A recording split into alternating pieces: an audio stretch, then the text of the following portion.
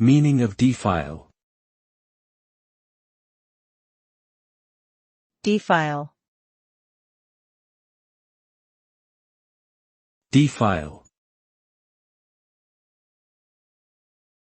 Defile. Defile. The word defile means to make something impure or unclean. This can refer to physical objects or abstract concepts such as morals or ideas. When something is defiled, it becomes contaminated and loses its original integrity or value. The result of defilement can range from minor damage or staining to complete ruin or degradation.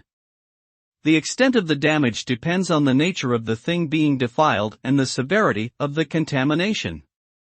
Overall, defilement represents a negative and undesirable outcome that can have lasting consequences.